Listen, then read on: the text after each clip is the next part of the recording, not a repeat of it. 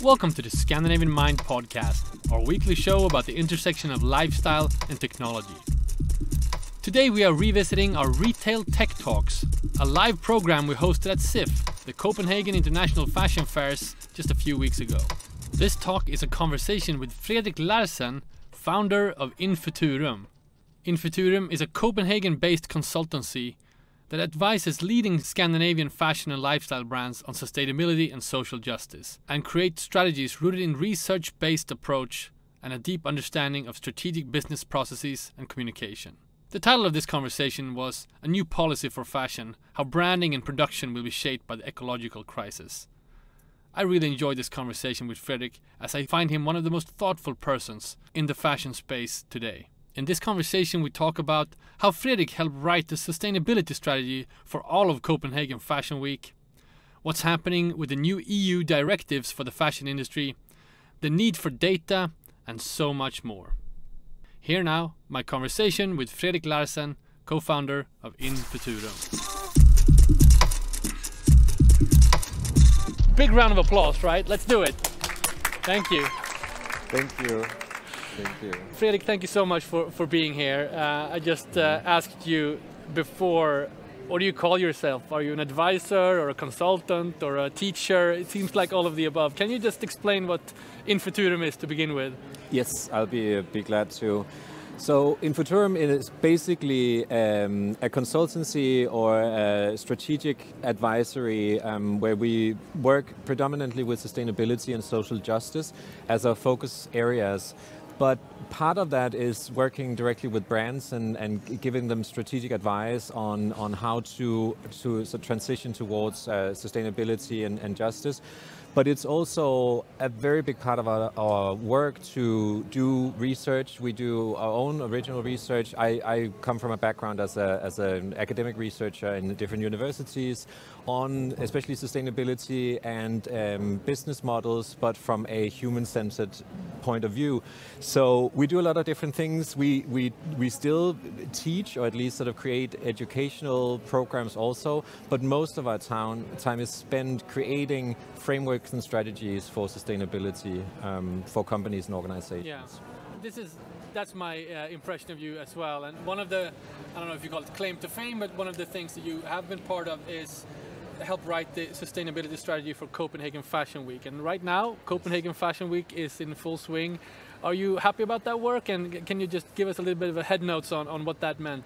Yeah. Definitely. And first of all, I would say I'm incredibly happy with how it's turned out. So the brief history of that sort of requirement and point system is that it was introduced or presented 3 years ago by the Copenhagen Fashion Week, but it was built on a year-long process of developing a system where we translated the complexities of sustainability and social responsibility into something that is relevant for small and medium-sized fashion companies in a Scandinavian context. We worked with insiders in the industry, both brands and experts. We worked with external experts and actually sort of critics and activists commenting on the framework. And then after that, it was introduced, and we've held I would say endless series of seminars sort of explaining how this works to brands. And when I say that, that's actually the biggest part of it, because it's a requirement system hoping to create sort of a minimum standard within the Fashion Week for sustainability and social responsibility, but it's very much an educational sort of system also. Brands can use it to look at their own efforts. They can hopefully learn something new about sustainability, what it could mean in different areas of a fashion company and for the brand, also towards consumers. So it's very much sort of pushing and hopefully helping at the same time. And can you give some examples of what some of these requirements are? And I think it's particularly interesting that you're focusing on kind of the small to medium-sized brands, because we've talked today and we're going to talk this week about the big challenges that the industry has, and they are huge, they are monumental, and it's easy to be kind of fatigued by it, and it's easy to point fingers at fast fashion, and all these things are relevant. But if you're a small and medium-sized company, usually you don't have your own sustainability person full time, for example. Yes. So how do you go about taking some of the initial steps? And going back to my questions, what were the requirements? Yeah. So the focus is based on the knowledge that most of the brands showing at the Copenhagen Fashion Week are small and medium-sized brands. And one of the issues here is, like you said, they don't necessarily have a sort of a designated sustainability person in the company, but also that a lot of the brands don't own their own production. So they're very dependent on external production, which means that their influence over production is limited, because they can only negotiate with with suppliers. So how do you do that? How do you start doing that? And that's one of the reasons we created this system. It consists of 6 different focus areas that covers the entire value chain, and the requirements that we've set up is then creating a minimum standard throughout all of them. So some of them are questions about strategy. So does your company has a sustainability strategy, for example? And one of the reasons that's very important is that's really where a company can make an effort. They can make decisions that will affect the entire supply chain and value chain, but on a strategic level. The same thing with materials, sort of setting minimum standards for preferred materials, and you have to answer yes to a minimum of 50% of preferred materials in that section. Working with due diligence, having programs towards consumers, and of course thinking about the staging, sort of the fashion show as an entity as well.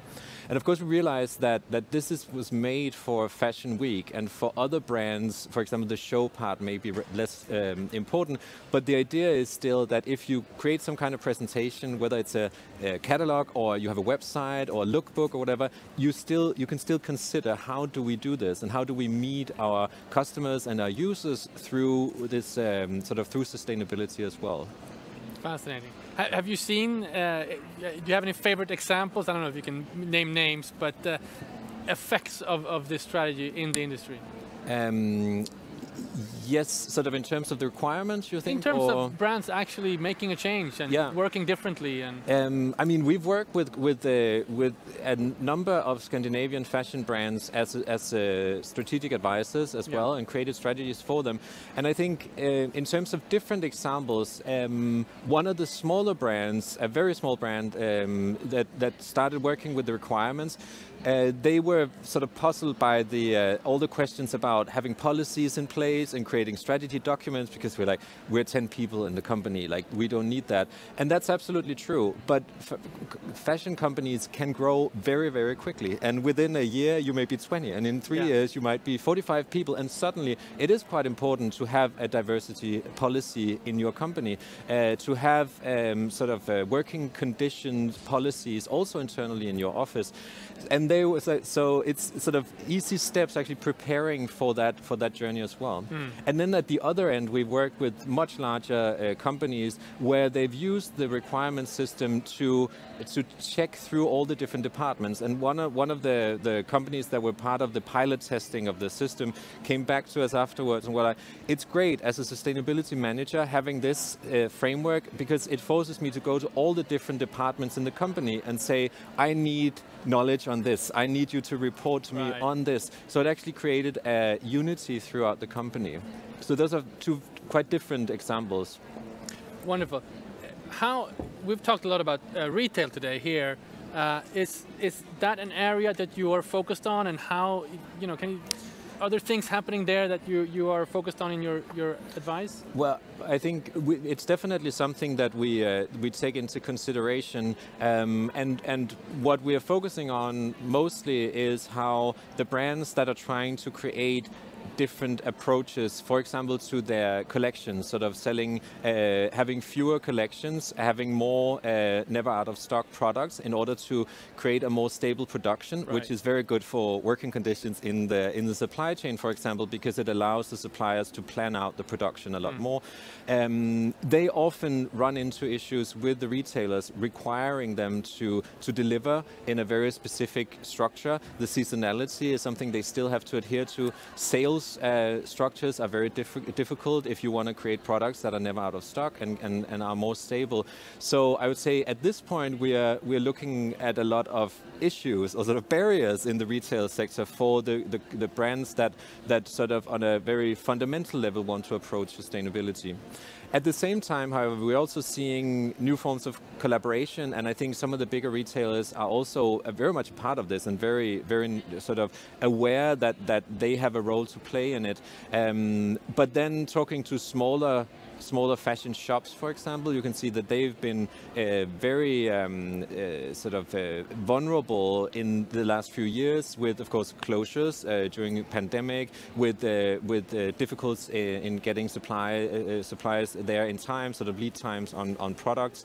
And I think a lot of them are stuck in a system that is quite sort of conservative in terms of how new fashion products are presented on the market, how consumers meet them, when they meet them, and how sales are happening, and how sort of the reduction sales are also forcing a very short period of time for the products in the retail. So from our perspective, most of it are challenges that could be met, but there are definitely opportunities to do that. You and I talked about this before, and it's been a topic here today. There's a kind of contrast or issue with the fashion industry in the sense that, on the one hand, it's about progression and being on the forefront of culture and being about change and so forth. On the other hand, sort of on the back end, it seems very traditional, conservative, very analog in many ways. Even though we're 2023, there's so many tools out there. Yes. Do you agree to this? And how do you see this situation? This kind of Yeah, absolutely, and I think there's a fashion researcher, Junya Kawamura, who put it very beautifully that fashion is all about change. The only thing that doesn't change are the institutions, and by institutions she's talking about sort of retail structures, but she's also talking about the fashion show. It's an old technique. It's from the 1860s basically, and it hasn't changed very much. Seasons haven't really changed very much either. So there are a lot of things that we're sort of stuck in. If we think back 15 to 20 years, the sort of digitalization of fashion, even having web shops today would be unthinkable, but they were very reluctant. Even having websites for a lot of bigger brands were like, no, we don't do that. And there can be a beauty in that sort of conservative approach, because you're cautious a little bit, but it doesn't really harmonize with the fact that you're pushing new products all the time, and new styles and new trends. So that is quite funny, and it's still there. There's also, in terms of production, of course, the main technology in fashion production is still the sewing machine. That was invented in the 1850s as well. That is still the predominant technology. And there's nothing wrong with a sewing machine, but in other industries, that would be quite unthinkable that the predominant technologies were so old. So there's a lot of opportunity for change. I will say, however, on that, because a lot of our work is also to think how innovation, for example, and how new technologies, whether they benefit or hinder sustainability, for example. And we are also at this point seeing a lot of technological innovation being introduced for the sake of technological innovation, not actually helping out creating new opportunities or creating more sustainable products. And I think that's something we have to be cautious about also. So basically thinking, why are we implementing new technologies and what is their purpose? Well, one could argue that the biggest sort of technological paradigm shift in fashion the last, 15, 20 years has been e-commerce. Yes. And by all measurements, it's been detrimental to the environment with all these rapid returns and discardment of the clothes that they return and so forth. So and I think it feels like we need to look at technology. If you look at it as a tool for positive change rather than just convenience, because so much of fashion is about reducing what do you call it? Reducing friction and increasing the convenience, and Amazon and all those e-commerce places have been all about that. And it's absolutely true, and I think that's very important to think about the purpose of it. And it actually reminds me, now that you talk about convenience, there's another great sociologist. She's worked on sort of some of the reasons why we have a difficult time creating sustainability, and she talks about comfort, cleanliness, and convenience as the three big motors towards insustainability. Yeah. Because it's increasing our energy consumption, it's increasing our need for washing, for example, and the convenience. Once we've been introduced to something new that's really convenient, it's so difficult to go back.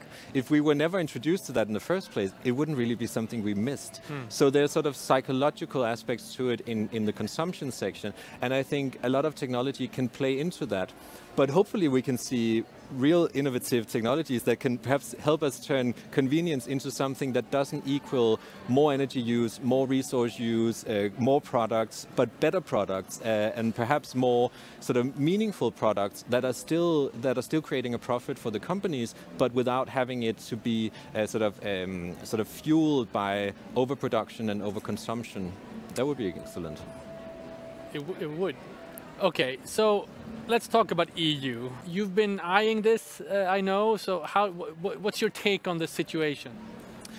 Well, the long sort of view, so historically, at least a short history, is that the industry has been deregulated leading up to the 2000s very much. Sort of internationally, there's been some regulation on textile trade between countries, and that has limited, especially the influx of cheaper textiles into the North American and European markets.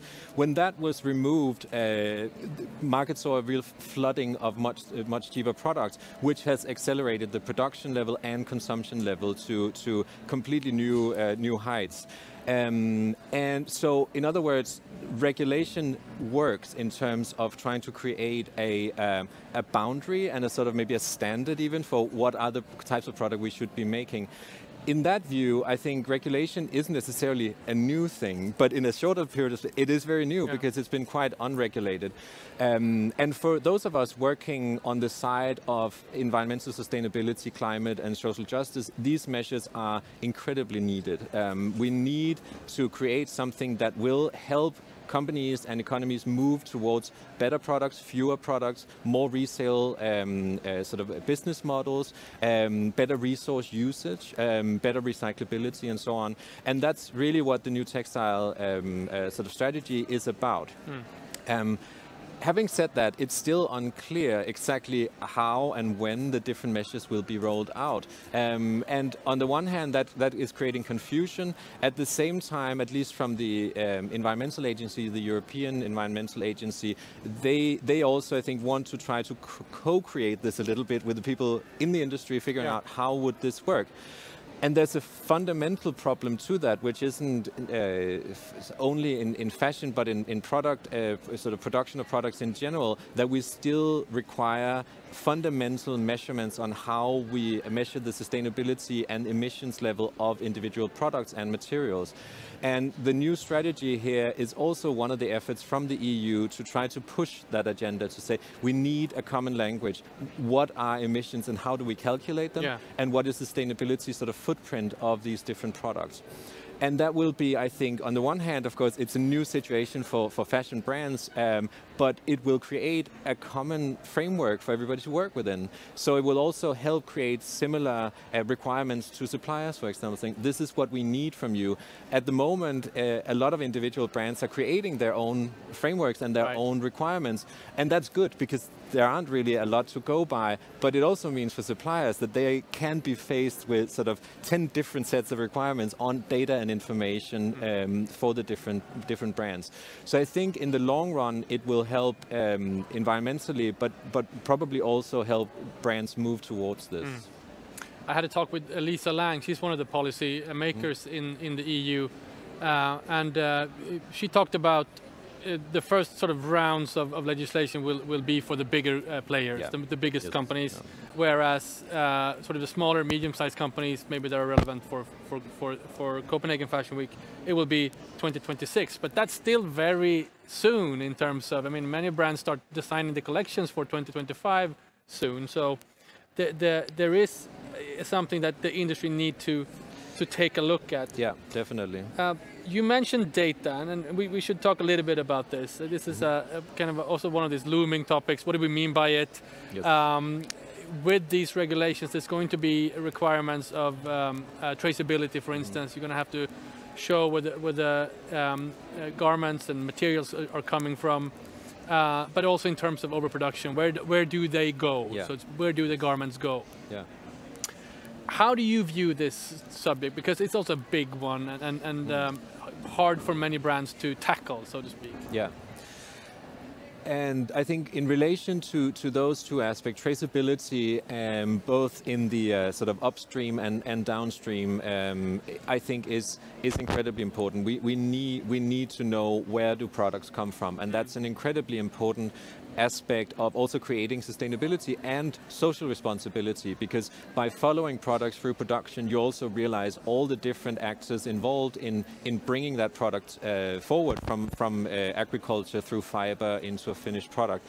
So that is incredibly necessary. And on the other hand, when it leaves the brand or the shops, we still know very little about exactly what consumers and users are, how they treat them. And when they end up as textile waste, there's very little information sort of stored in that. I've worked quite a lot on secondhand markets and textile waste as a research area, and it's very fascinating, but it's also sort of completely undocumented, large parts of it anyway. But that is changing, and I think the traceability is part of it. One thing I will say in terms of data is kind of like with new technologies, we have to think about what data is relevant and why do we want this data. There's been different sort of waves of trying to introduce traceability, also with new labeling or even with microchips, with sort of the ability to store information with blockchain and so on. And I believe in the right circumstances, this is a great idea to use it, but we have to think, why do we want it?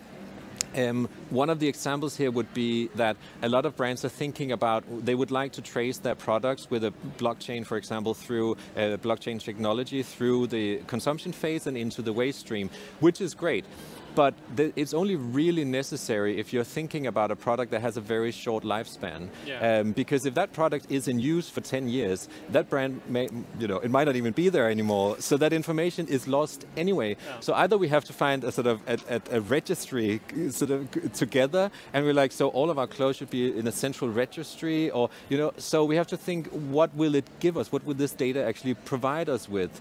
And who needs it? What's much more important is to think about what type of products are we actually making and selling, and how long do we expect people to use this? Because the true sustainability comes from reducing the overall consumption of resources, and the best way of doing that is keep products alive for longer. Yeah. That's also very much the framework for this new EU legislation, saying we need to extend the lifespan of the product. So that's the key, and where data helps us do that, that's great. But if it's mainly helping us get textile products back into the waste stream and back into production, we're just speeding up the circle of production and consumption instead of slowing it down, which we should be doing. So again, why do we want the data, and what is the relevant data is the big question. Gonna have to wrap this up. I'm super sad about that. I could talk about this forever. Just as an end note, let's end on a positive note. Can you just say maybe like 2 or 3 things happening in the industry right now that you are kind of optimistic about and positive about going forward? Yes, if we move beyond the sort of environmental sustainability and just start with the social responsibility part of it, I think that what we've seen is a hugely growing awareness of creating a much more diverse and inclusive industry in terms of representation towards brands, especially in European and North American companies, and that is gradually translating into an understanding that true sort of inclusivity and diversity is also to value the people who create your product backstage. It's not only about how you market your product, and I think that awareness is spreading, and that's the first step. I wouldn't say by any means that we've created it, but the awareness is spreading, and that's a big and important aspect. I would also place the regulation aspect as something that is actually a very positive thing. First of all, because I think they're necessary from an environmental point of view. Secondly, because they will help brands in the long run. I think it's going to be difficult, but it will happen. And thirdly, it is actually part of this new. The new regulation or the new strategy is also more funding into research into the fashion textile industry. Surprisingly, because it's a large industry for most of European countries, more for some than for others, and still it's an industry that has been invested in very little in terms of knowledge building, and that is beginning to change. They put that into the strategy, saying we need more public research into what happens in the industry, how do we develop it, what kind of technologies do we use, where do products end up, and I think that will create a big change. All right, this has been Retail Tech Talks from Scandinavian Mind. We'll be back tomorrow with our beauty innovation package. I'd like to thank Frederik so much for sharing your insights today, and thank you all for coming. Thank you.